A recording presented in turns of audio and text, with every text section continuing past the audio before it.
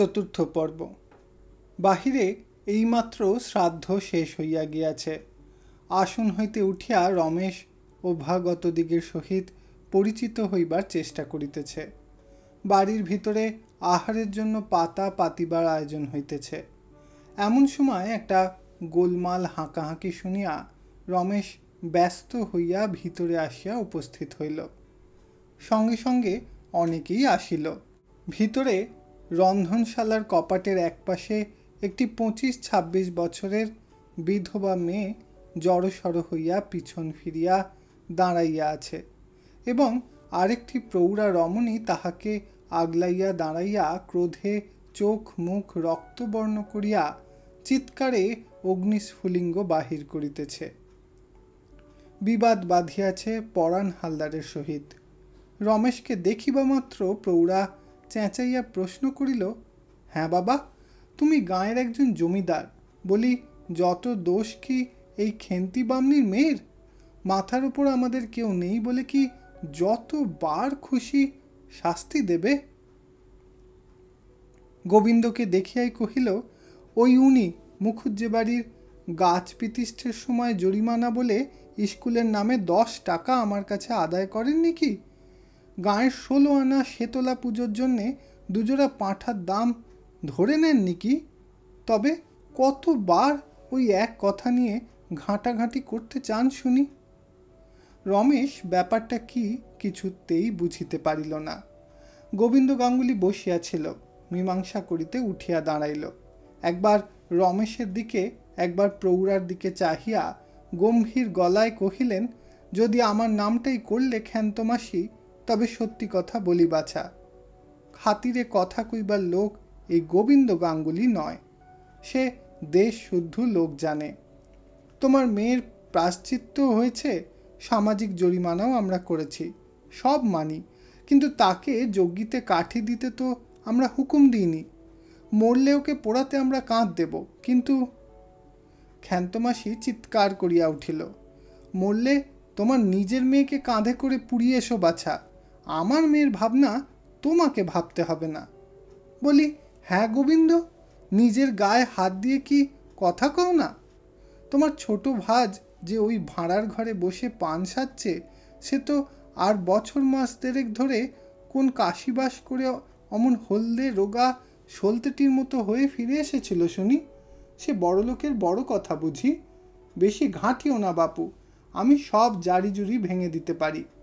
আমরাও ছেলে মেয়ে পেটে ধরেছি, আমরা চিনতে পারি, আমাদের চোখে ধুলো দেওয়া যায় না। গোবিন্দ খ্যাপার মতো ঝাঁপাইয়া পড়িল, তবে রে হারামজাদি মাগি। কিন্তু হারামজাদি মাগি একটুও ভয় পাইল না, বরং এক পা আগাইয়া আসিয়া হাত মুখ ঘুরাইয়া কহিল, মারবি নাকি রে? খেন্তি বামনিকে ঘাঁটালে ঠক বাঁচতে গাঁ উজড় হয়ে যাবে, তা বলে দিচ্ছি। আমার মেয়ে তো রান্নাঘরে ঢুকতে যায়নি, দোরগোড়ায় আসতে না আসতে হালদার ঠাকুরপো যে খামোকা অপমান করে বসলো, বলি তার বেয়ানের তাঁতি অপবাদ ছিল নাকি? আমি তো আর আজকের নই গো, বলি আরও বলবো না এতেই হবে? রমেশ কাঠ হইয়া দাঁড়াইয়া রহিল। ভৈরবাচার্য ব্যস্ত হইয়া ক্ষান্তর হাতটা প্রায় ধরিয়া ফেলিয়া সানুনয় কহিল, এতেই হবে মাসি, আর কাজ নেই। নে সুকুমারী, ওঠ মা, চল বাছা, আমার সঙ্গে ও ঘরে গিয়ে বসবি চল। পরাণ হালদার চাদর কাঁধে লইয়া সোজা খাড়া হইয়া উঠিয়া বলিল, এই বেশ্যা মাগিদের বাড়ি থেকে একেবারে তাড়িয়ে না দিলে এখানে আমি জল গ্রহণ করব না, তা বলে দিচ্ছি। গোবিন্দ, কালীচরণ, তোমাদের মামাকে চাও তো উঠে এসো বলছি। বেনি ঘোষাল যে তখন বলেছিল, মামা যেও না ওখানে, এমন সব খানকি নটির কাণ্ড কারখানা জানলে কি জাতজম্ম খোয়াতে এ বাড়ির চৌকাট মারায়? কালী, উঠে এসো। মাতুলের পুনঃ পুনঃ আহ্বানেও কিন্তু কালীচরণ ঘাড় হেঁট করিয়া বসিয়া রহিল। সে পাটের ব্যবসা করে। বছর 4 পূর্বে কলকাতাবাসী তাহার এক গণ্যমান্য খরিদ্দার বন্ধু তাহার বিধবা ছোট ভগ্নীটিকে লইয়া প্রস্থান করিয়াছিল। ঘটনাটি গোপন ছিল না। হঠাৎ শ্বশুরবাড়ি যাওয়া এবং তথা হইতে তীর্থযাত্রা ইত্যাদি প্রসঙ্গে কিছুদিন চাপা ছিল মাত্র। পাছে এই দুর্ঘটনার ইতিহাস এত লোকের সমক্ষে আবার উঠিয়া পড়ে, এই ভয়ে কালী মুখ তুলিতে পারিল না। কিন্তু গোবিন্দের গায়ের জ্বালা আদৌ কমে নাই। সে আবার উঠিয়া দাঁড়াইয়া জোর গলায় কহিল, যে যাই বলুক না কেন, এ অঞ্চলে সমাজপতি হলেন বেনি ঘোষাল, পরাণ হালদার আর যদু মুখুজ্জে মশাইয়ের কন্যা। তাদের আমরা তো কেউ ফেলতে পারবো না। রমেশ বাবাজি, সমাজের অমতে এই দুটো মাগিকে কেন বাড়ি ঢুকতে দিয়েছেন, তার জবাব না দিলে আমরা এখানে জলটুকু পর্যন্ত মুখে দিতে পারবো না। দেখিতে দেখিতে ৫-৭ জন ১০ জন চাদর কাঁধে ফেলিয়া একে একে উঠিয়া দাঁড়াইল। ইহারা পাড়া গাঁয়ের লোক। সামাজিক ব্যাপার কোথায় কোন চাল সর্বাপেক্ষা লাভজনক, ইহা তাহাদের অবিদিত নহে। নিমন্ত্রিত ব্রাহ্মণ সজ্জনেরা যাহারা যা খুশি বলিতে লাগিল। ভৈরব এবং দিনু ভট্টাচার্য কাঁদো কাঁদো হইয়া বারবার ক্ষান্তমাসী ও তাহার মেয়ের একবার গাঙ্গুলি একবার হালদার মহাশয়ের হাতে পায়ে ধরিবার উপক্রম করিতে লাগিল। চারিদিক হইতে সমস্ত অনুষ্ঠান ও ক্রিয়াকর্ম যেন লণ্ডভণ্ড হইবার সূচনা প্রকাশ করিল। কিন্তু রমেশ একটি কথা কহিতে পারিল না। একে ক্ষুধায় তৃষ্ণায় নিতান্ত কাতর, তাহাতে অকস্মাৎ এই অভাবনীয় কাণ্ড। সে পাংশু মুখে কেমন যেন একরকম হতবুদ্ধির মতো স্তব্ধ হইয়া চাহিয়া রহিল। রমেশ! অকস্মাৎ এক মুহূর্তে সমস্ত লোকের সচকিত দৃষ্টি এক হইয়া বিশ্বেশ্বরীর মুখের উপর গিয়া পড়িল। তিনি ভাঁড়ার হইতে বাহির হইয়া কপাটের সম্মুখে আসিয়া দাঁড়াইয়াছিলেন। তাহার মাথার উপর আঁচল ছিল, কিন্তু মুখখানি অনাবৃত। রমেশ দেখিল জ্যাঠাইমা আপনিই কখন আসিয়াছেন, তাহাকে ত্যাগ করেন নাই। বাহিরের লোক দেখিল ইনি বিশ্বেশ্বরী, ইনি ঘোষাল বাড়ির গিন্নিমা।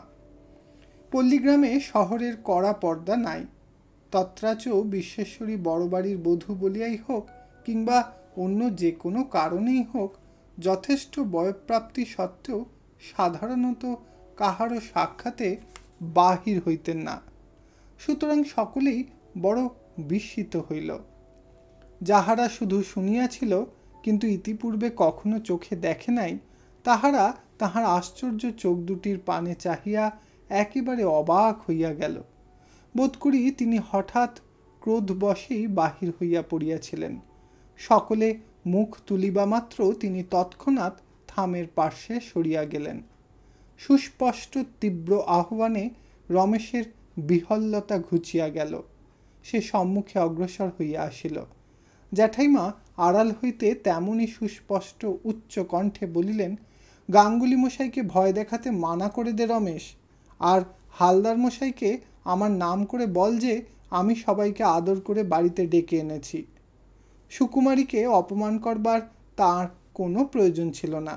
আমার কাজকর্মের বাড়িতে হাঁকাহাঁকি গালিগালাজ করতে আমি নিষেধ করছি। যার অসুবিধে হবে তিনি আর কোথাও গিয়ে বসুন। বড়গিন্নির কড়া হুকুম সকলে নিজের কানে শুনিতে পাইল। রমেশের মুখ ফুটিয়া বলিতে হইল না, হইলে সে পারিত না। ইহার ফল কি হইল তাহা সে দাঁড়াইয়া দেখিতেও পারিল না। জ্যাঠাইমাকে সমস্ত দায়িত্ব নিজের মাথায় লইতে দেখিয়া সে কোনো মতে চোখের জল চাপিয়া দ্রুত পদে একটা ঘরে গিয়া ঢুকিল। তৎক্ষণাৎ তাহার 2 চোখ ছাপাইয়া দরদর করিয়া জল গড়াইয়া পড়িতে লাগিল। আজ সারা দিন সে নিজের কাজে ব্যস্ত ছিল। কে আসিল না আসিল তাহার খোঁজ লইতে পারে নাই। কিন্তু আর যাই আসুক, জ্যাঠাইমা যে আসিতে পারেন ইহা তাহার সুদূর কল্পনার অতীত ছিল। যাহারা উঠিয়া দাঁড়াইয়াছিল তাহারা আস্তে আস্তে বসিয়া পড়িল। শুধু গোবিন্দ গাঙ্গুলি ও পরাণ হালদার আড়ষ্ট হইয়া দাঁড়াইয়া রহিল। কে একজন তাহাদিগকে উদ্দেশ্য করিয়া ভিড়ের ভেতর হইতে অস্ফুটে কহিল, বসে পড়ো না খুড়ো। 16খানা লুচি 4 জোড়া সন্দেশ কে কোথায় খাইয়ে দাইয়ে সঙ্গে দেয় বাবা। পরাণ হালদার ধীরে ধীরে বাহির হইয়া গেল। কিন্তু আশ্চর্য, গোবিন্দ গাঙ্গুলি সত্যই বসিয়া পড়িল।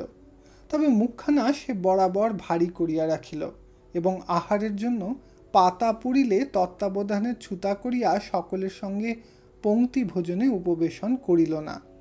যাহারা তাহার এই ব্যবহার লক্ষ্য করিল তাহারা সকলেই মনে মনে বুঝিল গোবিন্দ সহজে কাহাকেও নিষ্কৃতি দিবে না। অতঃপর আর কোনো গোলযোগ ঘটিল না। ব্রাহ্মণেরা যাহা ভোজন করিলেন তাহা চোখে না দেখিলে প্রত্যয় করা শক্ত, এবং প্রত্যেকেই খুদি, পটল, ন্যাড়া, বুড়ি প্রভৃতি বাটির অনুপস্থিত বালক বালিকার নাম করিয়া যাহা বাঁধিয়া লইলেন তাহাও যৎকিঞ্চিৎ নহে। সন্ধ্যার পর কাজকর্ম প্রায় সারা হইয়া গিয়াছে। রমেশ সদর দরজার বাহিরে একটা পেয়ারা গাছের তলায় অন্যমনস্কের মতো দাঁড়াইয়াছিল। মনটা তাহার ভালো ছিল না। দেখিল দিনু ভট্টাচ ছেলেদের লইয়া লুচি মন্ডার গরু ভারে ঝুঁকিয়া পড়িয়া একরূপ অলক্ষ্যে বাহির হইয়া যাইতেছে। সর্বপ্রথমে খেদির নজর পড়ায় সে অপরাধীর মতো থতমত খাইয়া দাঁড়াইয়া পড়িয়া শুষ্ক কণ্ঠে কহিল, বাবা, বাবু দাঁড়িয়ে। সবাই যেন একটু জড়সড় হইয়া পড়িল। ছোট মেয়েটির এই একটি কথা হইতেই রমেশ সমস্ত ইতিহাসটা বুঝিতে পারিল। পলাইবার পথ থাকিলে সে নিজেই পলাইত, কিন্তু সে উপায় ছিল না বলিয়া আগাইয়া আসিয়া সহাস্যে কহিল, খেদি, এসব কার জন্যে নিয়ে যাচ্ছিস রে?